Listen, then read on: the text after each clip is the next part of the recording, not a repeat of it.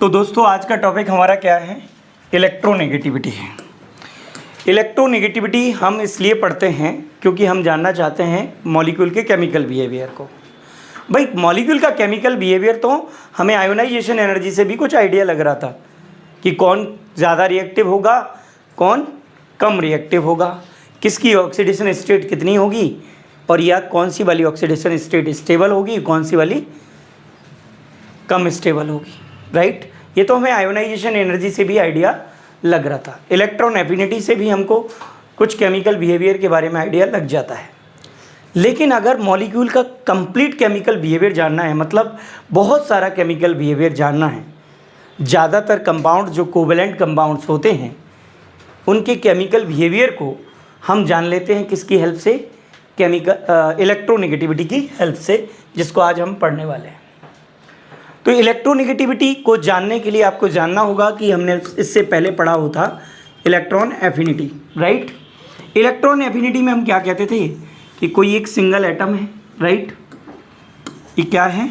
Single atom है और इस एटम का इस एटम का क्या है बेटा? न्यूक्लियस है और इसके लास्ट सेल में इलेक्ट्रॉन है। इसके बाद हम कहते थे कि कोई इनकमिंग इलेक्ट्रॉन है, राइट। इनकमिंग इलेक्ट्रॉन, आने वाले इलेक्ट्रॉन को ये क्या करता था? न्यूक्लियस अट्रैक्ट करता था। इसके अट्रैक्ट करने से कुछ एनर्जी क्या हो जाती थी? फ्री, यानी रिलीज। उस रिलीज एनर्जी को हम क्या नाम देते थे? Electron affinity. तो ये किसकी प्रॉपर्टी थी? सिंगल एटम की। किसकी प्रॉपर्टी थी? सिंगल एटम की। यानी एक एटम को, एक इलेक्ट्रॉन को एक्सेप्ट करने में या एक इलेक्ट्रॉन को एक एटम में ऐड करने में जो एनर्जी रिलीज हो जा रही थी उसे हम क्या कह रहे थे? Electron affinity. पर ये बात दूसरी है जिसमें अब इसमें मैंने क्या किया है जरा सुनो। अब इनकमिंग इलेक्ट्रॉन की कोई कहानी ही नहीं है। किसके केस में? इसके केस में। इसके केस में हमने एक सिंगल एटम ले लिया, ठीक है। कुछ इस तरह से, जानिए ज़रा, मैं एग्जांपल्स लेते चलूँगा और ध्यान देना, क्योंकि आज आप बहुत समझने वाले हैं कि केमिकल बिहेवियर क्या है मॉलिक्यूल का। ज़रा ध्यान दीजिए। जैसे मैंने यहाँ पर क्या किया, एक एटम ले लिया। जैसे मैंने ले लिया हाइड्रोजन एटम। मुझे पता है हाइड्रोजन का एटॉमिक नंबर कितना है? 1, राइट ना। एटॉमिक नंबर कितना है? 1। तो कॉन्फिगरेशन क्या हो जाएगा? 1s1। समझ गए? तो मैंने एक एटम किसका ले लिया? हाइड्रोजन का। क्लियर है ये बात? और दूसरा एटम, इसके पास क्या पड़ा है? एक इलेक्ट्रॉन पड़ा है लास्ट सेल में, राइट बेटा। और दूसरा मैंने ले लिया क्लोरीन का एक एटम। क्लोरीन का एटॉमिक नंबर कितना है? 17। अगर हम देखें इलेक्ट्रॉनिक कॉन्फिगरेशन बनाकर तो पता चलेगा लास्ट सेल में कितने इलेक्ट्रॉन पड़े हैं? 7, राइट। अब यहाँ से देखिए, इस 7 को अगर मैं ठीक से अरेंज करूँ, ध्यान से सुने, तो S में क्या है? Paired electron, right. P में क्या है? Also paired electron, 2। देखिए पेयर्ड समझते हैं? बहुत आसान है, बहुत बार बताया है। पेयर्ड का मतलब है पेयर में इलेक्ट्रॉन मौजूद है, तो इनको हम क्या बोलते हैं? Paired electron. तो ये भी पेयर्ड इलेक्ट्रॉन है, ये भी पेयर्ड इलेक्ट्रॉन। ये कैसा दिख रहा है? सिंगल इलेक्ट्रॉन, अकेला दिख रहा है। इसी को अनपेयर्ड इलेक्ट्रॉन बोलते हैं। क्या बोलते हैं? Unpaired electron. अब ये देखिए, तो क्लोरीन के पास ये तो पेयर्ड इलेक्ट्रॉन थे, कितने? 6। देखो 1 2 3, 3 पेयर दिख रहे हैं। और ये था सिंगल इलेक्ट्रॉन। समझ गए? अब ये जो सिंगल इलेक्ट्रॉन है, इसका सिंगल इलेक्ट्रॉन, इसका सिंगल इलेक्ट्रॉन एक बॉन्ड बना लेगा। That bond is called covalent bond. और इस बॉन्ड को हम क्या कहेंगे? Covalent bond. जनरली ये ऐसे एटम्स के बीच में बनता है जिनकी इलेक्ट्रोनेगेटिविटी सेम होती है। चूँकि अभी इलेक्ट्रोनेगेटिविटी तो हमें पढ़ रहे हैं। अब जब एक एटम आपको मैं बताता हूँ, इधर आ जरा एटम। तो मैं एटम के बारे में बताता हूँ, ध्यान से इधर आ जाओ जरा, आराम से। जैसे एक एटम ये है हमारे पास, राइट। अब ये एटम ये है, एक एटम मैं हूँ। दोनों ने ये क्या कर लिया? बॉन्ड बना लिया। क्या कर लिया? ये बॉन्ड बना लिया। मतलब सिंपल है, मेरे और इसके बीच में क्या हो गई है? दोस्ती। समझ में आ रहा है? और यही क्या है? बॉन्ड, जिसको हम कह रहे हैं कोवेलेंट बॉन्ड। क्यों? क्योंकि इसकी और मेरी ताकत में डिफरेंस तो है, पर बहुत ज़्यादा नहीं है, बहुत ज़्यादा नहीं है, कुछ डिफरेंस है। अब समझना ध्यान से। तो जब ये बॉन्ड बन गया तो ज़रा ध्यान दो, एक इलेक्ट्रॉन मेरा और एक इलेक्ट्रॉन ही इसका, मैंने भी शेयर कर रखा है इसके साथ और इसने भी शेयर कर रखा है मेरे साथ। तो इस पेयर को, इलेक्ट्रॉन का पेयर है ना ये, अब ये सिंगल इलेक्ट्रॉन थोड़ी रहा है, ये सिंगल इलेक्ट्रॉन, ये सिंगल इलेक्ट्रॉन, तो ये क्या हो गया?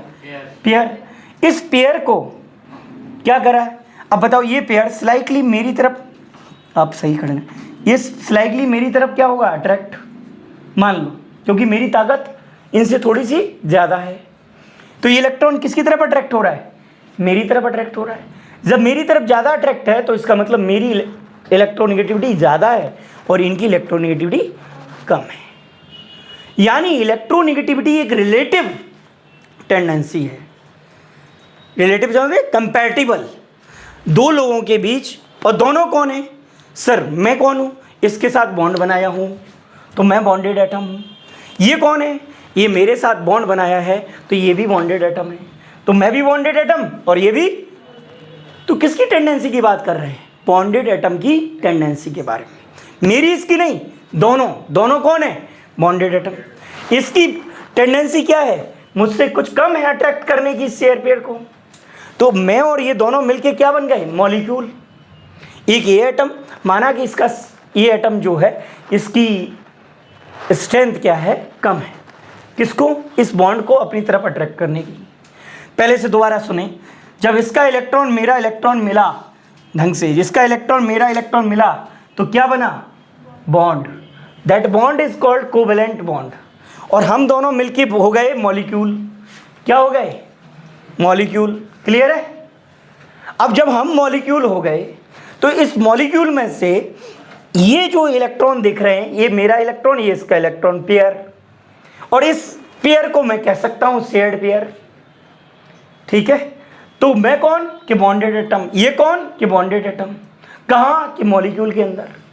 तो मॉलिक्यूल के अंदर एक बॉन्डेड एटम का इस शेयर्ड पेयर को अपनी तरफ अट्रैक्ट करने की टेंडेंसी को या रिलेटिव स्ट्रेंथ को मैं बोलता हूं इलेक्ट्रोनेगेटिविटी।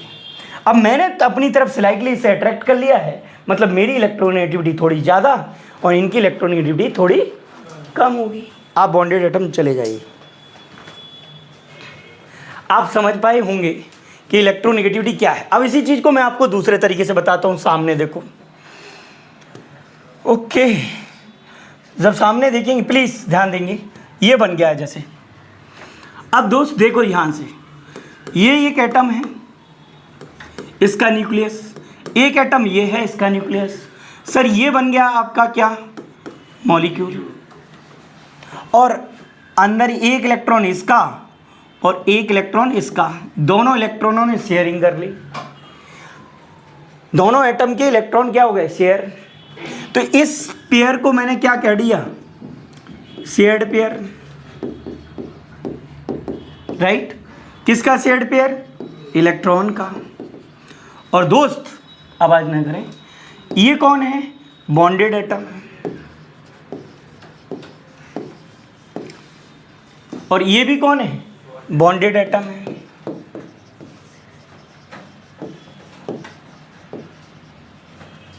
ये भी बॉन्डेड एटम है, मतलब ये भी बॉन्डेड एटम है और ये भी बॉन्डेड एटम है।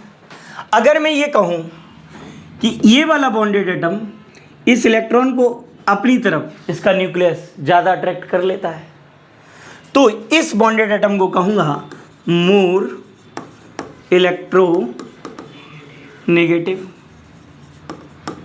और ये चूंकि कम कर पाता है तो इसे कहूँगा इसको लेस इलेक्ट्रो नेगेटिव।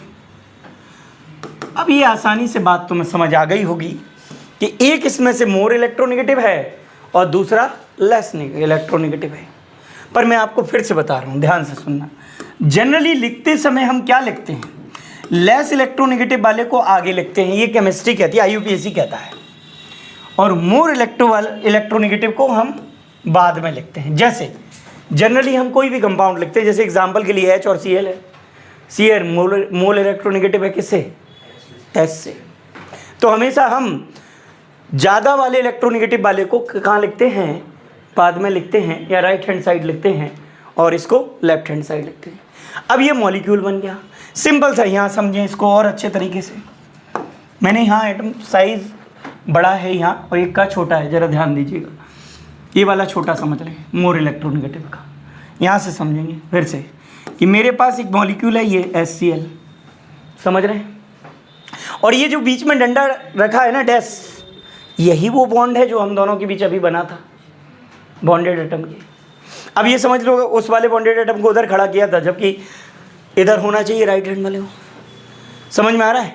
अब ये क्या करेगा बेटा, ये भी इलेक्ट्रॉन को अपनी तरफ खींचेगा और ये भाई साहब भी अपनी तरफ इलेक्ट्रॉन को खींचेंगे, क्योंकि हम बात रिलेटिव टेंडेंसी की कर रहे हैं। तो इलेक्ट्रॉन को तो ये भी अपनी तरफ खींच रहे हैं और इलेक्ट्रॉन को ये भी अपनी तरफ खींच रहे हैं, राइट। पर खींच के ज़्यादा कौन ले जा पा रहा है, क्लोरीन। अब क्यों ले जा पा रहा है, इसका रीज़न मैं आपको बताऊंगा। इसका रीज़न क्या है कि क्लोरीन का साइज छोटा है, क्लोरीन का साइज छोटा है। और साइज कैसे, जेड इफेक्टिव ज़्यादा है। क्या ज़्यादा है, जेड इफेक्टिव ज़्यादा है। What Z effective, nuclear charge ज़्यादा है, सीधा सीधा। हालांकि वो क्या है, इफेक्टिव न्यूक्लियर चार्ज, पर हम सिंपल वर्ड में बोलते हैं तो क्या है, न्यूक्लियर चार्ज ज़्यादा है।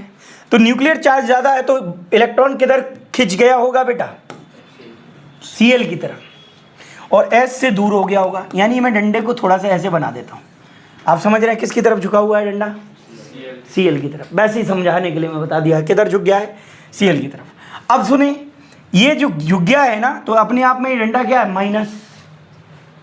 अब सोचो ना यार कि उस बंदे के, आना जरा बॉन्डेड एटम फर्स्ट, तो ये डंडे को क्या करूं मैं, इधर खींच ले जाऊं, इधर खींच ले जाऊं। जैसे मैं इस डंडे को अपनी तरफ खींच ले जाऊं, यहाँ से उखाड़ लूं, ऐसे मान लो समझने के लिए, उखाड़ लूं, तो मैं कंप्लीटली क्या हो जाऊंगा, नेगेटिव। ये क्या हो जाएंगे, पॉजिटिव। इस केस में जो कंपाउंड बनेगा उसे कहेंगे आयोनिक कंपाउंड, क्योंकि आयन आ गए क्लियर। ये भाई साहब पॉजिटिव और मैं, ये कौन थे, बॉन्डेड एटम, मैं कौन था, बॉन्डेड एटम, पर ये क्लियरली पॉजिटिव आयन हो गए अब, और मैं नेगेटिव आयन। तो इस केस में जो कंपाउंड बनेगा वो कौन होगा, आयोनिक कंपाउंड। बट ये केस नहीं है, हमारे बीच केस इतना सा है केवल कि बॉन्डेड पेयर किसकी तरफ खिंचा हुआ है, मेरी तरफ, तो मैं स्लाइटली नेगेटिव और ये भाई साहब slightly, that is called polarity, कि हम पोलर हो गए, दोनों पोल क्रिएट हो गए। इन पे थोड़ा सा पॉजिटिव आ गया, यानी मेरे पे जितना नेगेटिव आया उतना ही इन पर क्या आ गया, पॉजिटिव चार्ज आ गया। इसका मतलब ये स्लाइटली पॉजिटिव और मैं slightly negative, that is called polarity. Pole create हो गए, इसी को हमने क्या कह दिया है, पोलैरिटी बोल दिया है। क्लियर है, समझ गए आप? अब समझ लो यहाँ पर। तो भैया ऐसा कुछ हो जाने से, प्लीज़, ऐसा कुछ हो जाने से क्या हुआ, ऐसा कुछ हो जाने से हुआ ये कि Cl पर प्लीज़ बात करें, Cl पर पार्शियली नेगेटिव चार्ज आ गया। ये जो डेल्टा डाला है ये पार्शियल को बताता है। पार्शियल मतलब कुछ, थोड़ा सा, समझ गया बेटा, क्या थोड़ा सा, थोड़ा सा इसके ऊपर नेगेटिव चार्ज आ गया। मान लीजिए 30% नेगेटिव चार्ज आ गया, तो फिर 30% इस पर पॉजिटिव। अगर इस पर 50% नेगेटिव तो इस पर 50% पॉजिटिव, और क्लियर पॉजिटिव नेगेटिव आ जाते तो वो आयोनिक कंपाउंड हो जाता। तो वहाँ हमें इलेक्ट्रोनेगेटिविटी की ज़्यादा ज़रूरत हालांकि पड़ती, जिसकी बहुत ज़्यादा हाई होती और एक की बहुत कम होती, तो वो क्या बता रहा होता कि वो कंपाउंड कौन सा है, आयोनिक कंपाउंड है। क्लियर है ना? और अभी ये कौन सा कंपाउंड है, ये कंपाउंड है कोवेलेंट, पर इसमें कैरेक्टर आ गया पोलर यानी आयोनिक, इसमें भी कुछ आयोनिक कैरेक्टर आ गया। अब 100% कोवेलेंट कौन होता है, जैसे सब हाइड्रोजन का हाइड्रोजन के साथ बॉन्ड बना है, बताओ ये बॉन्ड किधर खींचेगा, भैया इधर जितना खींचा है उधर भी उतना ही खींचेगा। तो इसका मतलब इस तरह के बॉन्ड को तो हम 100% क्या कहते हैं, कोवेलेंट बॉन्ड, 100% कोवेलेंट बॉन्ड बोलते हैं। अब इधर समझ लें कि अगर Cl और Cl के बीच में बन जाता तब भी उसे क्या कहते हैं, 100% कोवेलेंट बॉन्ड। अब ये भी कोवेलेंट बॉन्ड है, पर हम ये कहेंगे the ionic character present in covalent bond, क्योंकि इसमें क्या आ गया, आयोनिक कैरेक्टर आ गया। किसकी वजह से, due to the difference of electronegativity, attraction power, attraction tendency या अट्रैक्टिव टेंडेंसी। अट्रैक्टिव टेंडेंसी, दोनों की अट्रैक्टिव टेंडेंसी, वो अपनी तरफ खींच रहा है, ये अपनी तरफ खींच रहा है, तो अट्रैक्टिव स्ट्रेंथ की वजह से इसमें क्या आ गई, पोलैरिटी यानी आयोनिक कैरेक्टर। तो हम कहेंगे इलेक्ट्रोनेगेटिविटी के डिफरेंस की वजह से मॉलिक्यूल में क्या आ जाता है, आयोनिक कैरेक्टर। अब Cl को देखो, Cl कौन है बेटा, बॉन्डेड एटम। कौन है बेटा, बॉन्डेड एटम।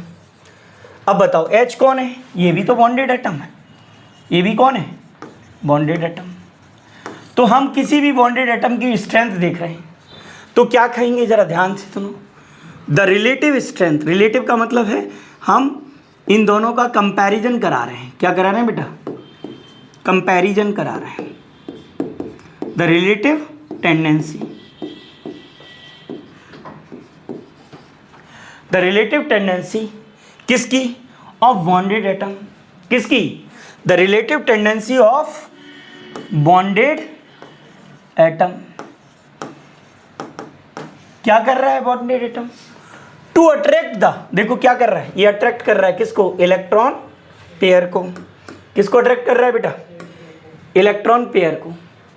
आप ये इलेक्ट्रॉन पेयर कहो या उसी को कह दो क्या, शेयर पेयर ऑफ इलेक्ट्रॉन, या की बात नहीं, इलेक्ट्रॉन पेयर भी बोल सकते हो, चलेगा।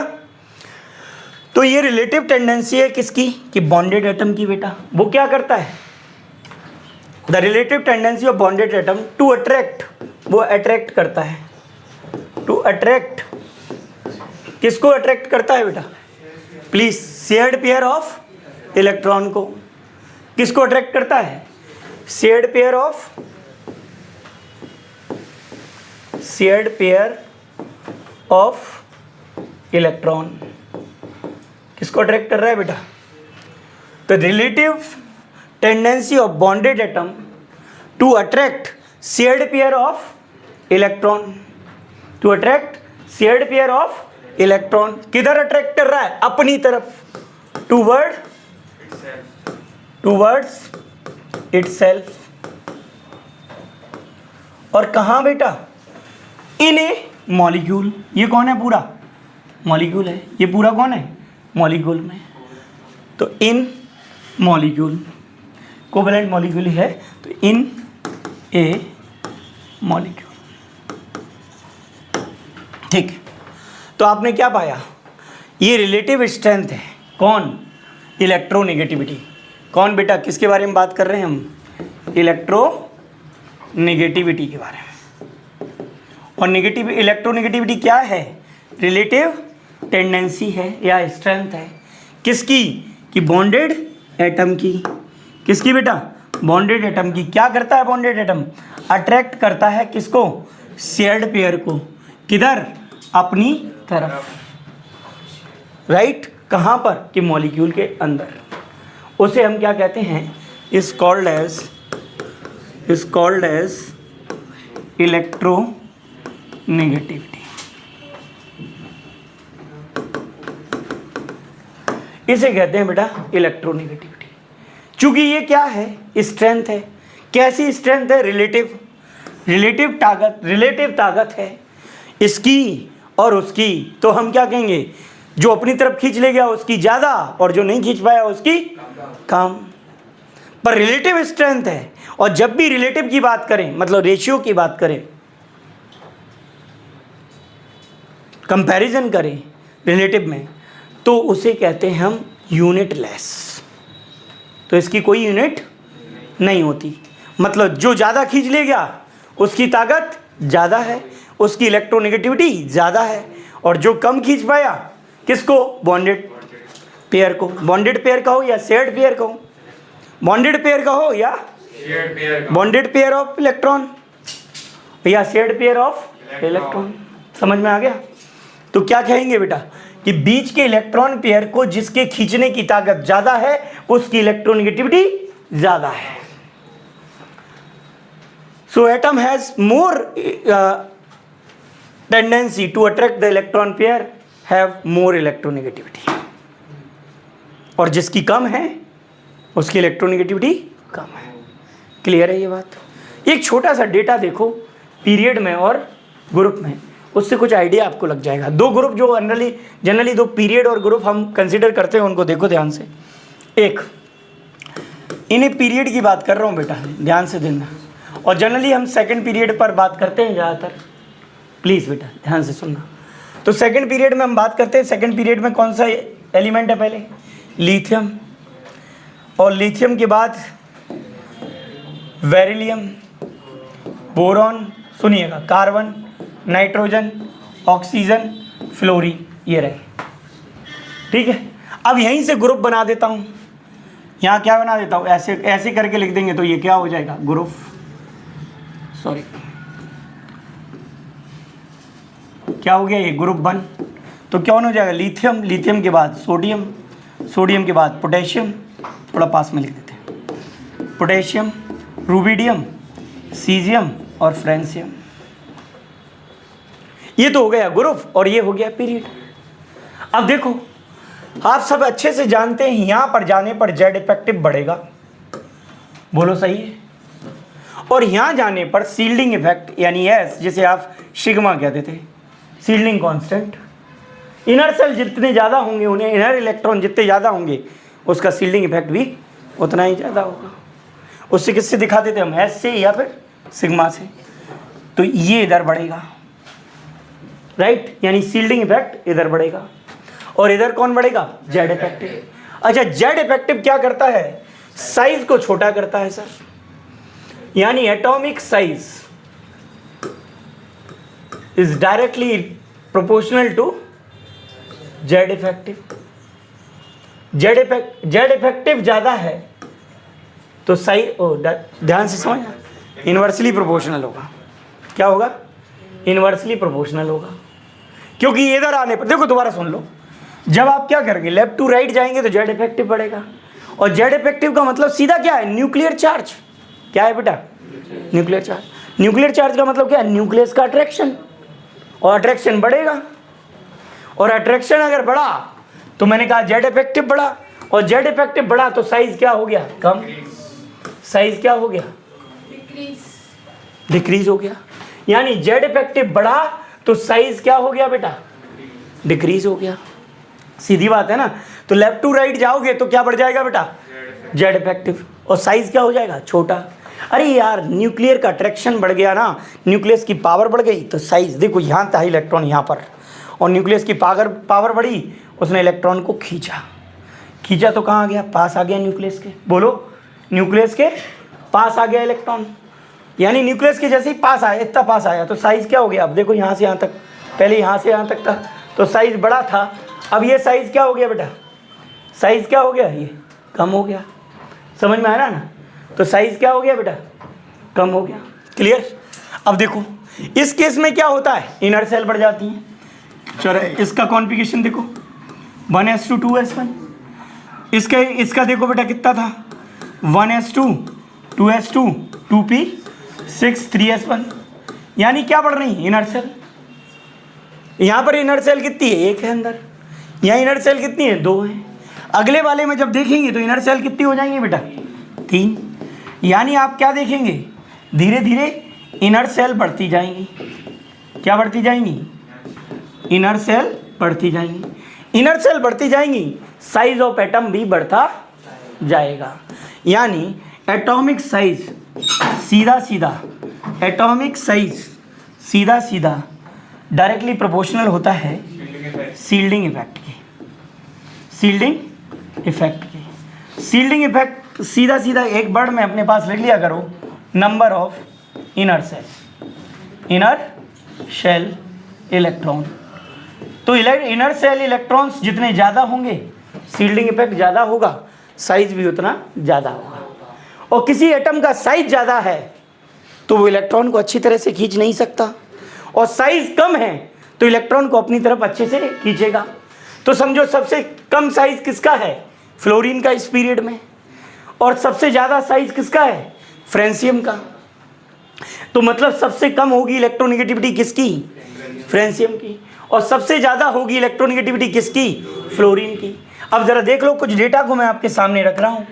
इसकी इलेक्ट्रोनेगेटिविटी है 1.0, ये निकाली गई वैल्यू है जो आपको बाद में बताऊँगा।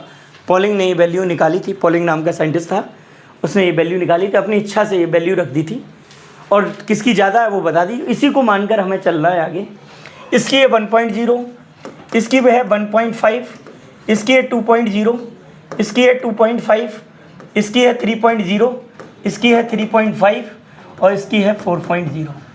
इसकी कोई यूनिट नहीं है, स्ट्रेंथ है ये खाली, ये वैल्यू दी है।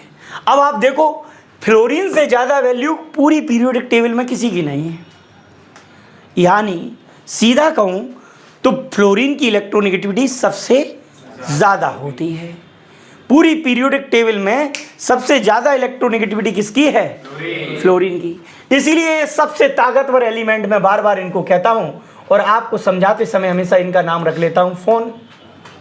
और याद करो, कहता था इनमें भी सबसे ताकतवर यानी किंग कौन है? फ्लोरीन। और मंत्री कौन है? ऑक्सीजन। और सेनापति कौन है आपका? नाइट्रोजन। मतलब ये सब तीनों के तीनों सबसे ताकतवर एलिमेंट हैं और उनमें भी सबसे ज़्यादा ताकत किसकी है? फ्लोरीन। अगर फ्लोरीन ने किसी के साथ कोवेलेंट मॉलिक्यूल बना लिया तो उसका इलेक्ट्रॉन पेयर किधर खिंचा होगा? फ्लोरीन की तरह, यानी उसमें आयोनिक कैरेक्टर बहुत ज़्यादा आ जाएगा। ठीक है, अब यहाँ देख लो बेटा, इसके ऊपर जो हाइड्रोजन पड़ा है उसकी भी तुम्हें मालूम होना चाहिए 2.1 होती है। ठीक है, हालांकि इस ग्रुप में देखो ये इसकी कितनी है? 1.0, इसकी है 0.93 और इसकी है 0.92 और इसकी आगे जाएंगे तो 0.83, 0.82 और 0.7। करीब आपको आइडिया मिल रहा है। नीचे जाने पर इलेक्ट्रोनेगेटिविटी क्या हो रही है? कम। साइज बढ़ने से इलेक्ट्रोनेगेटिविटी क्या हो रही है? कम। और इधर जेड इफेक्टिव बढ़ने से, क्या बढ़ने से बेटा? जेड इफेक्टिव बढ़ने से इलेक्ट्रोनेगेटिविटी क्या हो रही है? बढ़ रही है। समझ में आ रहा है?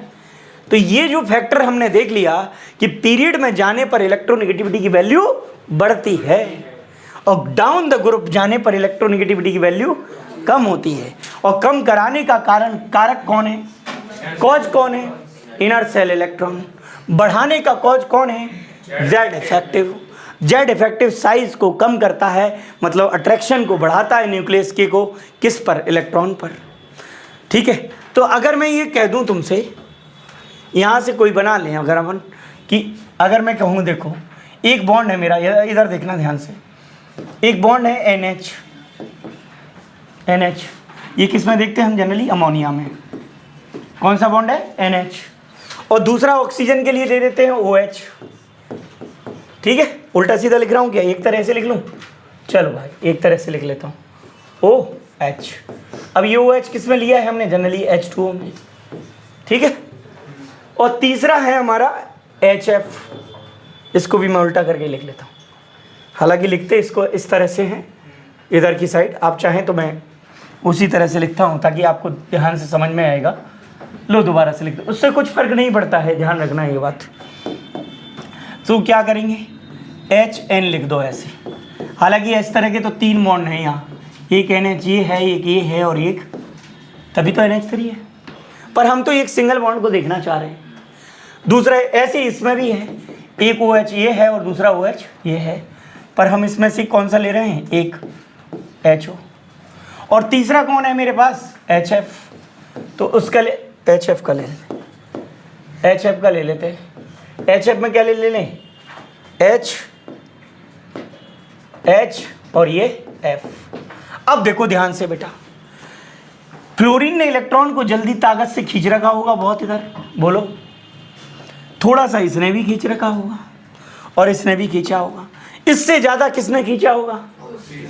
क्यों? सोचो, इसकी ताकत कितनी है? 2.1, इसकी कितनी है? 3.0। डिफरेंस कितना आ रहा है बेटा? 0.9। और यहाँ इसकी ताकत कितनी है बताओ? 3.5। इसकी कितनी है? 2.1। डिफरेंस कितना आ रहा है? 1.4। समझ गए? यानी डिफरेंस का लेना देना है अपन को क्या चाहिए? डिफरेंस। और एग्जैक्ट डिफरेंस की जरूरत नहीं है, बस ये पता हो किस में ज़्यादा डिफरेंस है और किस में कम है। समझ गए? और यहाँ डिफरेंस कितना आ रहा है बेटा? 4.0 और 2.1। तो यहाँ तो डिफरेंस बहुत ज़्यादा है, समझ गए। तो लगभग यहाँ तो आयोनिक कैरेक्टर आ जाता है इस कंपाउंड में। जितना ज़्यादा डिफरेंस होगा इलेक्ट्रोनेगेटिविटी का, उतना ही ज़्यादा उसके अंदर आयोनिक कैरेक्टर आ जाएगा। कोवेलेंट मॉलिक्यूल में क्या आ जाएगा? Ionic character. मतलब इस पे पार्शियली नेगेटिव जल्दी ज़्यादा सा आ जाएगा और इस पे पार्शियल पॉजिटिव आ जाएगा। ये तो सब पे आना है, लेकिन इस पे ज़्यादा आएगा क्योंकि फ्लोरीन की इलेक्ट्रोनेगेटिविटी ज़्यादा है। कोई पूछे क्यों ज़्यादा है, तो साइज छोटा है। तो क्या साइज क्यों छोटा है? तो पता है कि एटॉमिक नंबर कितना है, 9। तो फिर तो वो कहेगा यहाँ तो 3 ही है। तो आप कहना लेफ्ट टू राइट जाने पर जेड इफेक्टिव भी तो बढ़ जाता है, और जेड इफेक्टिव बढ़ जाता है तो साइज और छोटा हो जाता है। यानी पीरियड में लेफ्ट टू राइट जाने पर साइज छोटा होता है।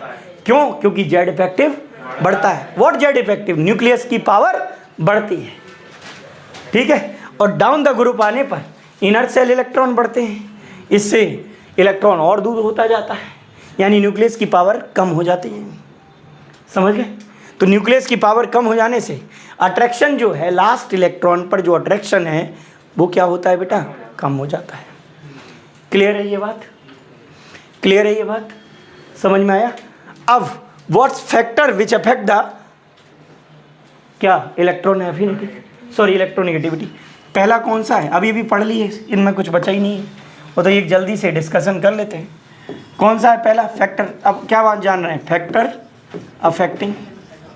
Factor affecting of EN electronegativity,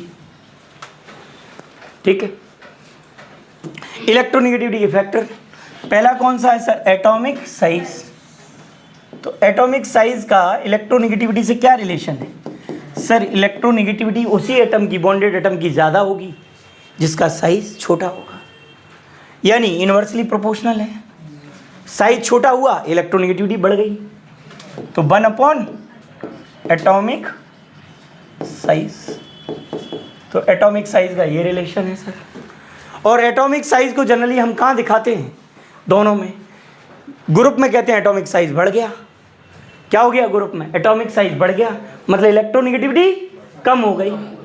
ये तो उल्टी देखो, यहाँ एटॉमिक साइज बढ़ा, इलेक्ट्रोनेगेटिविटी कम हो गई, 0.7 हो गई 1.0। समझ में आया? और आप पीरियड में जाते हैं तो एटॉमिक साइज क्या हो जाता है? छोटा, जेड इफेक्टिव बढ़ने से। तो इलेक्ट्रोनेगेटिविटी क्या हो गई? बढ़ गई। यही वाली कहानी यहाँ पे आ गई। दूसरा केस पीरियड में, तो किसको जानते हैं हम? Z effective. What Z effective? Effective nuclear charge. Effective nuclear charge. और बेटा ये इफेक्टिव न्यूक्लियर चार्ज क्या होता है? लेफ्ट टू राइट जाने पर बढ़ता है, और इफेक्टिव न्यूक्लियर चार्ज बढ़ने से साइज छोटा हो जाता है, यानी बॉन्डेड एटम की इलेक्ट्रॉन को अपनी तरफ अट्रैक्ट करने की टेंडेंसी बढ़ जाती है। बोलो, तो इसका मतलब इलेक्ट्रोनेगेटिविटी बढ़ गई जैसे ही जेड इफेक्टिव बढ़ा गया। बोलो, 2 फैक्टर क्लियर। अब तीसरा फैक्टर और आसान है, जिसको हम क्या कहते हैं? Inner cell electron. Inner cell electron. Sir inner shell electrons बढ़ जाएं तो इनर सेल इलेक्ट्रॉन कहाँ बढ़ा रहे थे? देखो हम ये बढ़ रहे हैं। यहाँ एक इनर सेल में इलेक्ट्रॉन थे, यहाँ 2 में है, यहाँ अंदर 3 सेल हैं, ऐसे ही अंदर 4 सेल हैं। तो अंदर के इलेक्ट्रॉन कहाँ बढ़ रहे हैं? ग्रुप में। और वे क्या कर रहे हैं? लास्ट इलेक्ट्रॉन पर धक्का, अपने इलेक्ट्रॉन पर धक्का दे रहे हैं, तो दूसरे को क्या अट्रैक्ट करेंगे? समझ गए? बोलो भाई, समझे हो कुछ? तो इसका क्या मतलब हुआ कि अगर हम इनर सेल इलेक्ट्रॉन बढ़ते हैं, क्या होता है बेटा? इनर सेल इलेक्ट्रॉन बढ़ते हैं तो इलेक्ट्रोनेगेटिविटी की वैल्यू कम हो जाएगी। तो इनर सेल इलेक्ट्रॉन जितने ज़्यादा होंगे, इनर सेल इलेक्ट्रॉन्स जितने ज़्यादा होंगे, इलेक्ट्रोनेगेटिविटी जो है वो क्या हो जाएगी? कम हो जाएगी। 1 अपॉन लिख लेना। क्या लिख लेना? 1 अपॉन, ये मैं लिख देता हूँ, इलेक्ट्रोनेगेटिविटी। और ये इनर सेल इलेक्ट्रॉन जितने ज़्यादा हो जाएंगे, इलेक्ट्रोनेगेटिविटी उतनी कम हो जाएगी। क्लियर है? 3 फैक्टर हो गए आपके। अब सुनिए ध्यान से। चौथा है चार्ज ऑन। देखो कितना आसान है। Charge on atom. अब भैया चार्ज तो एटम पर ये है, देखो जरा पहले चार्ज बढ़ा देता हूँ, जस्ट सुनो, चार्ज बढ़ रहा है एटम पर। एक एटम है साहब एम नाम का, हाँ अरे मैं एन नहीं बोल रहा हूँ, एन मतलब निशांत नाम का एटम तो खराब एटम है, तो अपन सोचे एक एम नाम का एटम है, एम मतलब मेटल एटम, मेटलिक एटम, समझ गए। तो मेटलिक एटम अगर निशांत भाई